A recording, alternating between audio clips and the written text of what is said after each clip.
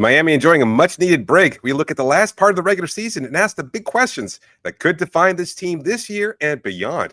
Will the Heat make the playoffs? What happens with rookie sensation Kel'el Ware? We ask this and more on today's episode of Locked On Heat.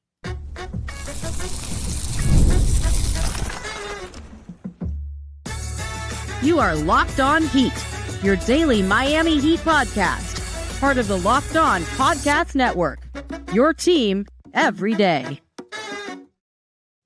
All right, welcome to Locked On Heat, your daily podcast on the Miami Heat. However you're tuning in on YouTube or your favorite podcast app, thanks for making Locked On Heat your first listen every day. I'm Wes Goldberg here with David Ramil. Both of us are credentialed Heat media members who cover this team every day. We have a great show for you today, but before we jump in, I want to announce the next Locked On Heat watch party, February 28th at the Tourist in Coconut Grove for the Heat's game against the Indiana Pacers. Tip-off is at 8 p.m. Come watch the game with us, hang out, take advantage of an extended happy hour, signature cocktails, and great food, and hopefully watch a Heat win. We're looking forward to seeing you all there.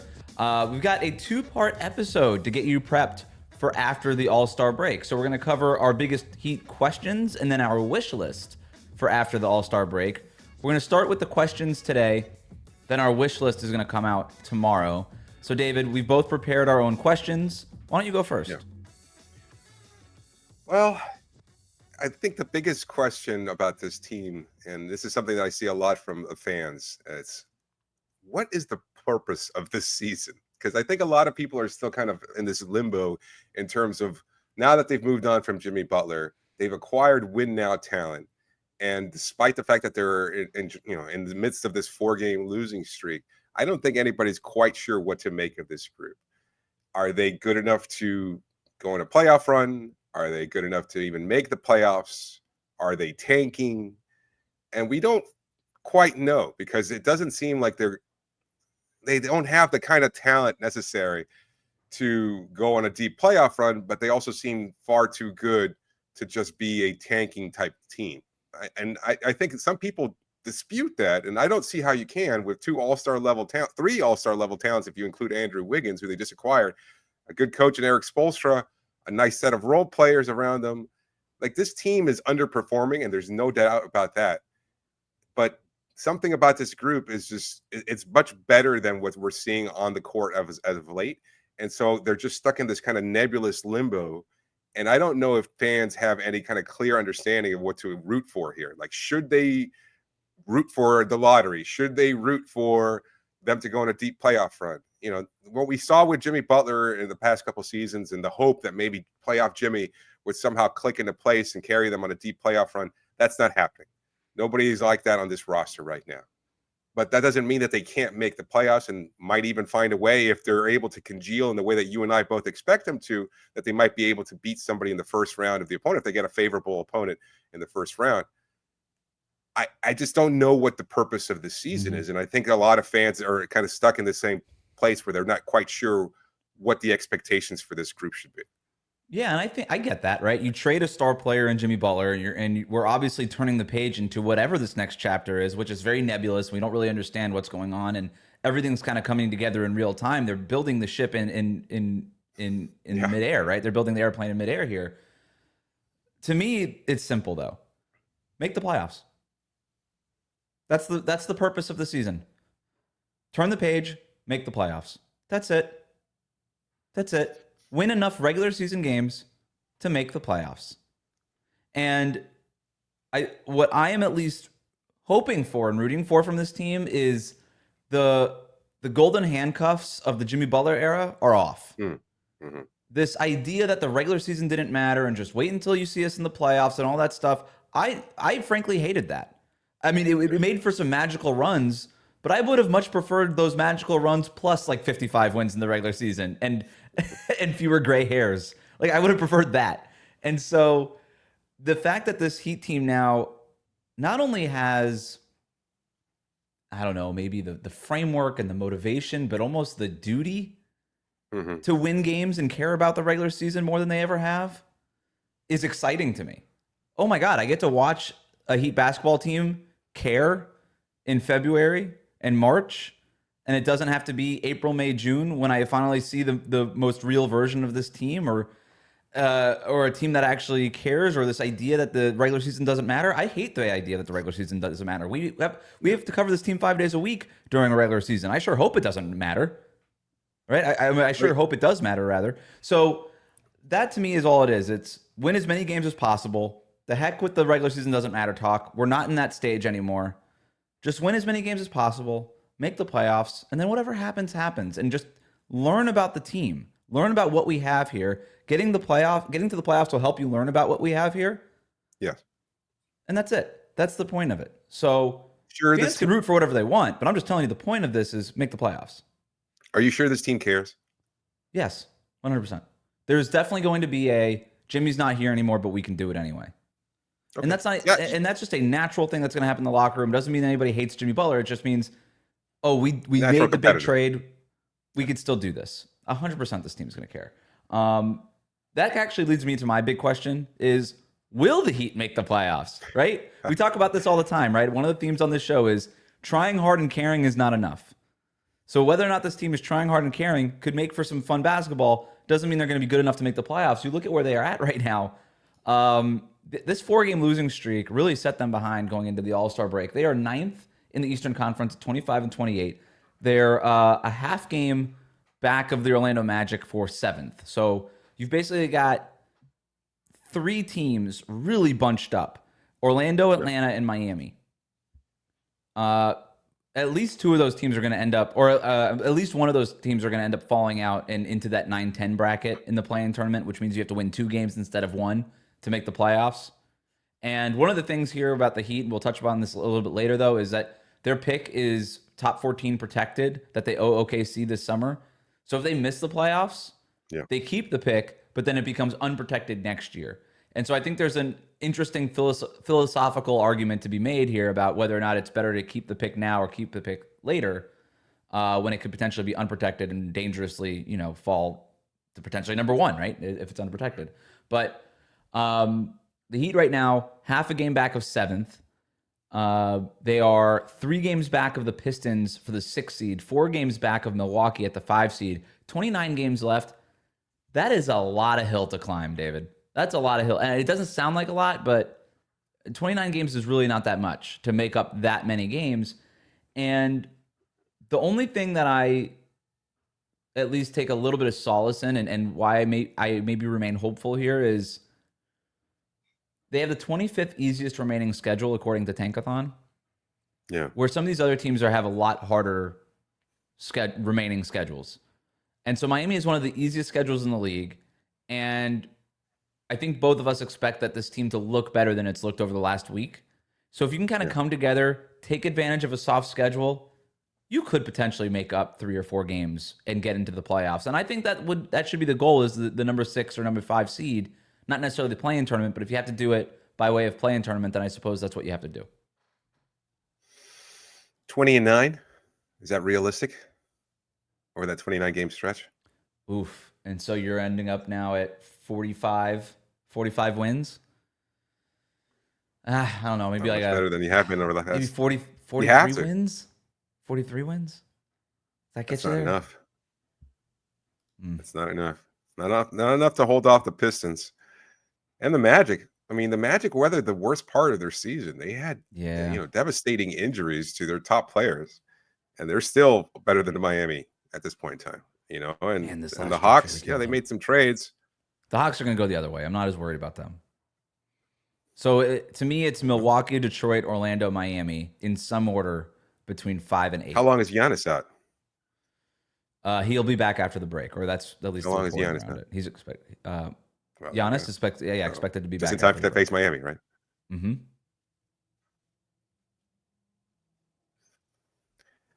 So, yeah, I don't.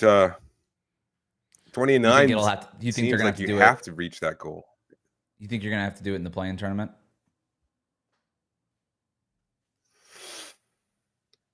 Otherwise, yes, yeah. And even then, that might not be. I mean, you'd have to be like historically good, like 22-7, and then they're not going to go on that kind of a run. Like, I don't think this team is good. 30 and enough for 11. that. Yeah. We've see. seen miracles like that before, but I don't know. There's no Dion Waiters on this team, buddy. Sorry, Terry Rozier is not going to turn into at the Dion, as much as I'd like that to be the case. We're going to take a quick break here. We're going to continue with our biggest questions for after the All-Star break on Locked On Heat. Today's episode is brought to you by Wayfair. After the holiday hustle, there's nothing like giving your home a little TLC. I always find that decluttering and refreshing your space helps you get back into a routine. And whether you're tidying up, clearing out, or just want to give your space a new look to start the year, Wayfair has everything you need, all within your budget. I'm currently looking for furniture, and guess what? The huge selection makes it easy to find pieces that fit my style and budget.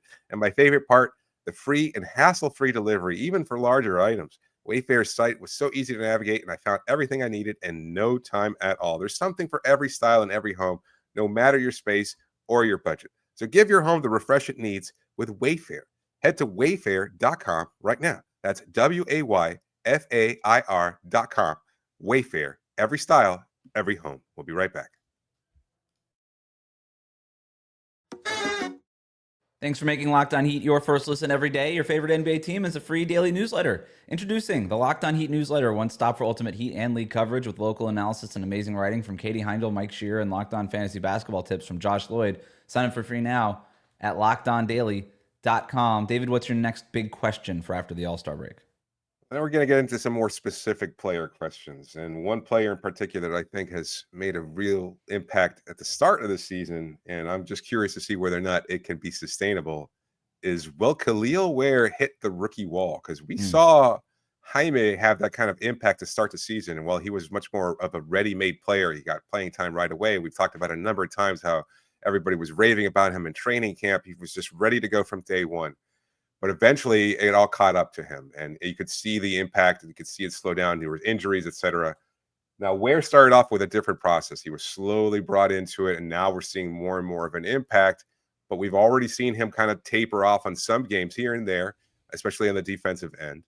And that lob threat is still there. He seems to be getting better in that regard. But defensively, there are concerns about whether or not he's going to continue to be able to make an impact, avoid foul trouble, etc. Does he continue to grow? Can he reach the next stretch of the season and be even better than he has been? Because I think that's what this team is going to need. Is going to be when he's at his most impactful. That's the version of him that they're going to need in order for them to go on that run that we were just talking about in the first segment. So will he avoid the rookie wall? Will he get better? Or will he plateau? Or will he get even worse? Because those are all options, and we have to kind of wait and see until the start of the break. And after the 29 games kind of pass to evaluate him fully as far as what his rookie season was like. So the rookie wall, typically, we're talking about the physical part of the game, right? The NBA season, much longer than the college basketball season. Players wear down. I don't know that that's going to be the case for Ware because of exactly what you pointed out. He didn't play basically the first 25 plus games of the season, right? He was just sort of in and out of the rotation. So physically, and he's a physical specimen in a way that just Jaime isn't, right? And Jaime might have had a more NBA-ready body, but Ware just is a physical specimen in a sort of different, unique kind of way. So I don't expect the physical toll to necessarily impact him. The other part that you brought up, though, the plateauing, to me, when we see the inconsistencies in Kel'el Ware, that's not an issue to me of being hitting some sort of physical wall or rookie limitations in that way. He's inconsistent because he's just not that good yet. And so he's going to have good nights and he's going to have off nights. Sure. And especially on the defensive end. And that's where I want to see the most growth. You're absolutely right. As a lob threat, as one of the most reliable sources of offense on this team right now, he is there. He's ready to make an impact. He had 17 or 18 points against Dallas the other night before the break. Defensively, though, it's still so much of a mixed bag. And I think the only place that Eric Spoelstra really feels comfortable playing Ware right now is in man coverage. Like just very, hey, you guard the other center, play drop defense. We're not going to ask you to do very much anything else. They're not using nearly as much zone with Ware on the court because that requires a different kind of read. I wondered if they were going to use him against Oklahoma City in that second game before the break as a help defender and have Bam guard Hartenstein, who's a little bit more of a physical presence, who can kind of push guys around, obviously used in pick and roll with Shea. Would you have Bam guard Hartenstein so that you can maybe flatten out those pick and rolls against Shea and Spo didn't do that. And I think he didn't do it because he wasn't comfortable with Ware making those off-ball reads. I think Ware is very specific in what he can do defensively right now as that drop defender. Do we start to see that get mixed in a little bit more as Ware gets a little bit of a break here? You're going to have like a little mini camp, maybe a couple of practices right before you come back from the All-Star break, and then you hit the ground running, and can he continue to develop on that defensive end? I would bet yes, because all you hear from the Heat coaches and players and his teammates and all this stuff is, this guy's a sponge, we love his coachability, and I do believe that this was not the Kel'el Ware that the Heat had in their building in the first week of the season. I know Eric Spoelstra gets a lot of blame for taking so long to play Kel'el Ware. I don't think Kel'el Ware was going to make that kind of impact had you played him in the first week of the season. I think he got ready behind the scenes, and he was ready when he was ready. Yeah. And if we kind of follow that the developmental curve there, then Ware should continue to get better. So I'm hopeful that the answer is yes. But to your point, it's a great question because we don't know, David. We just don't know, and he could still break down a little bit physically. You never know with this stuff. So. I think it's a good question, and it's something that we have to evaluate. So my next big question is, who's Miami's third best player? And then I have a follow-up on that one. But this one I think is easier than my follow-up. Who do you think Miami's third best player is? Because if you just go by points per game, Terry Rozier is third on the team in points per game at 12.4. Wiggins is fourth. Now, of course, much of that work happened in Golden State, but he's fourth at 12 points per game. My answer is Andrew Wiggins, but I'm curious if you have a different answer. No, I think in terms of his overall impact and what he's capable of, it's pretty clearly Wiggins. He's going to get the opportunity to. We saw him being used as a hub offensively, working out of the low post. I think we're going to see a lot more P&R with him, getting him those kind of open looks from the perimeter. He's going to be more of a catch and shoot player. Like there are options that you can run through Wiggs that you can't with anybody else on this team, and hope for him to be as effective as possible. There are going to be moments where he's not going to be so good, and there's going to be moments where he's going to be better than expected.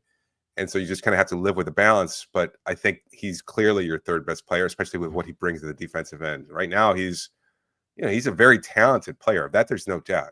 And he's more impactful than Terry, more impactful than, Kel'el at this point, really. Like, I think Ware is capable of big games, but I just, the potential for Wiggins to break out, especially with the 3-point shot being what it is, I think he's probably the more likely choice as Miami's third best player. Yeah, I don't really have any doubt, especially because of the consistency defensively, which we just talked about with Ware is just not there at this point.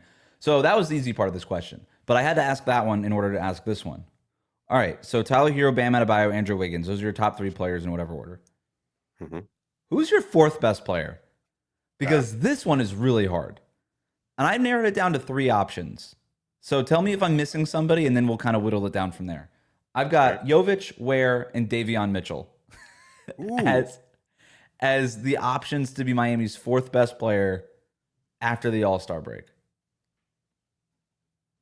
Mitchell is the dark horse there, because it seems like he's poised to maybe have a nice impact, especially if he can get that 3-point shot to fall with regularity the way he has last couple of games. Like the drives to the hoop, his passing has been nice. Like his defense, certainly. I think you have to go Ware, though. No, Jaime. No, that would be quite the leap, right? That would be based on what we saw the first half of the season. Duncan Robinson, just in and out of the rotation, doesn't really feel like the fourth best guy. To me, we talked about Nikola Jovic needing to be the guy that needs to step up the most. Yeah. I would be really hopeful that, and I love Davion Mitchell, he cannot be the fourth best player on your team, right? Toronto just traded him for a second-round pick and PJ Tucker. Like we can't be doing this. It needs to be Nico or Ware. It needs to be one of these first-round picks. If we're taking Jaime off the table because of what we've seen so far, then it has to be Nico or Kel'el. And that I think would be the hopeful answer. But I think it's a fair question, and I think it's one that we just don't have an answer to. If you had to guess between those two, who would you say is the fourth best player? Right now, I think I would go Ware, and it probably ends up being Ware just because of the opportunity. He is starting, and he is 7 feet tall. And the ease with which he gets those points at the paint and at the rim. Like that's something Nico has to work for it, and if the 3-point shot is falling, it's him by a landslide. But when it's not, and we get performances like we did against Dallas, and that's where you see the worst side of him. So, but I think the Heat would be in the best shape if the order was Nico 4, Ware 5, yes. Davion Mitchell somewhere else. I think the Heat would be the best result. That would be the hopeful result here. Or if Jaime kind of surprises us here. But we got a couple more questions to get to for after the All-Star break. We're going to do that next here on Locked On Heat. Hey, Miami Heat fans, are you looking to elevate your game day experience? Well, check out two must-visit spots just steps away from the Kaseya Center in downtown Miami. First up, we got the Brasserie Laurel, a culinary gem in the Miami World Center recommended by the Michelin Guide. Laurel offers an upscale French brasserie experience, blending old world charm with modern flair. Whether you're enjoying delicious bites or sipping craft cocktails, it's the perfect spot before or after the game. And don't miss their happy hour specials every day from 5 to 7 p.m. Next, head over to El Vecino, a sophisticated cigar bar with a laid-back vibe. It's the ideal pre- or post-game hangout, or even a place to just watch the game.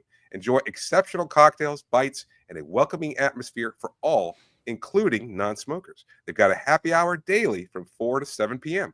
Both of these incredible venues are part of the Ariete Hospitality Group, known for elevating Miami's dining scene. Don't miss out on these game-changing spots. We'll be right back. Thanks for making Locked On Heat your first listen every day. The best way to support the show, like and subscribe on YouTube. Follow us on your favorite podcast app. David, hit me with your next question.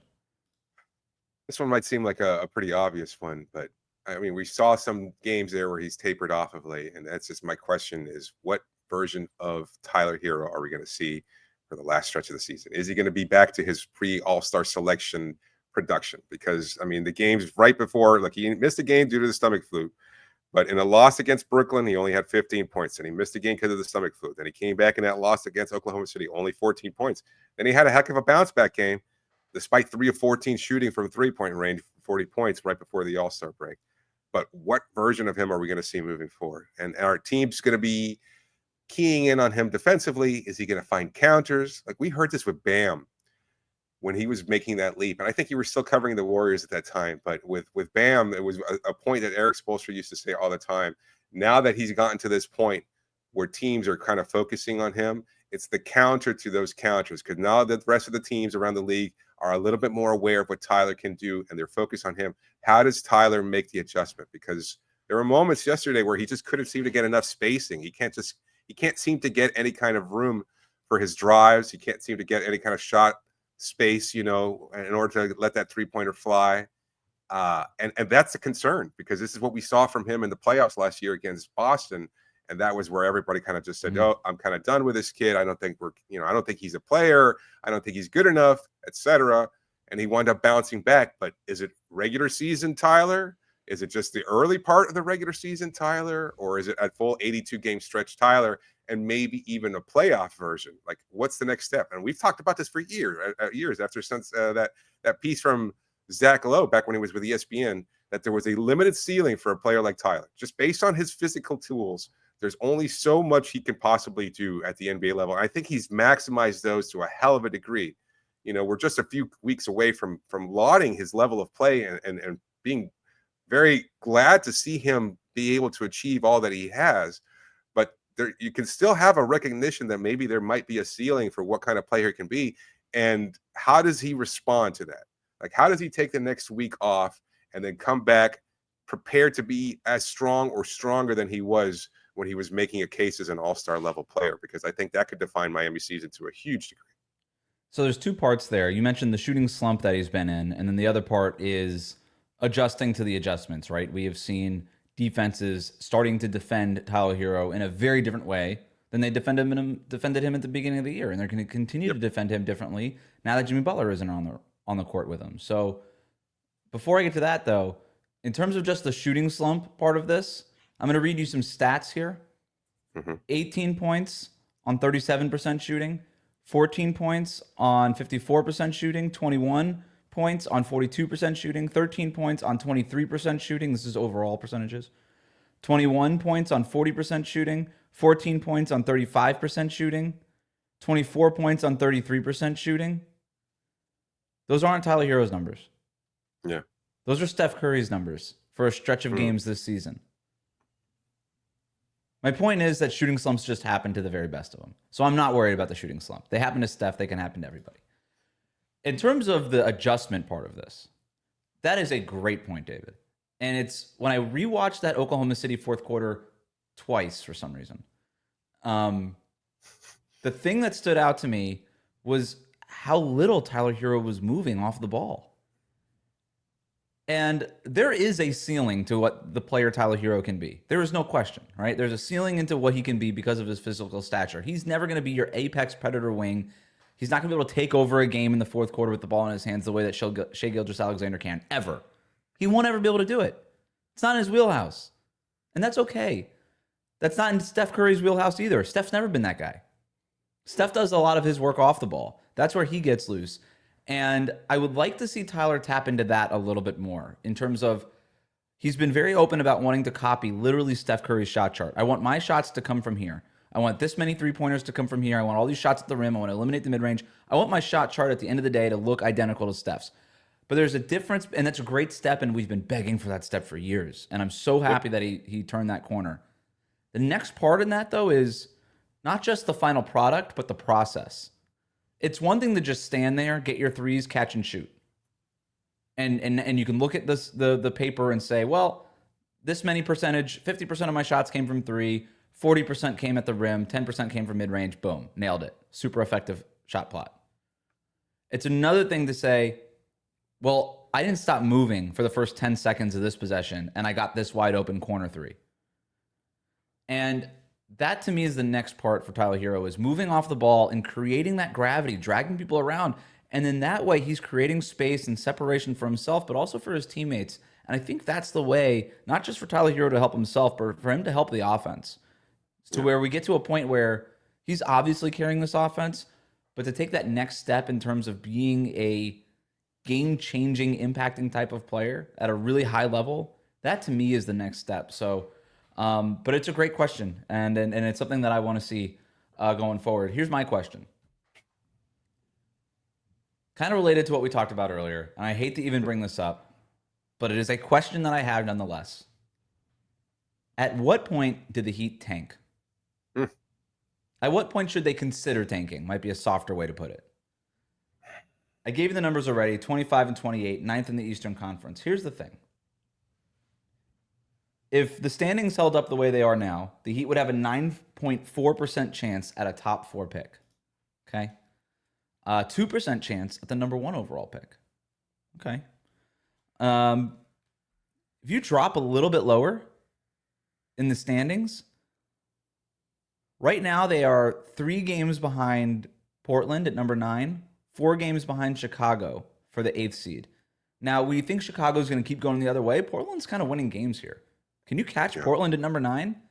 Because if you do that, you go from a 9% chance at a top 4 pick to a 20.3% chance at a top 4 pick. That's a dramatic difference for just a couple of spots in the standings.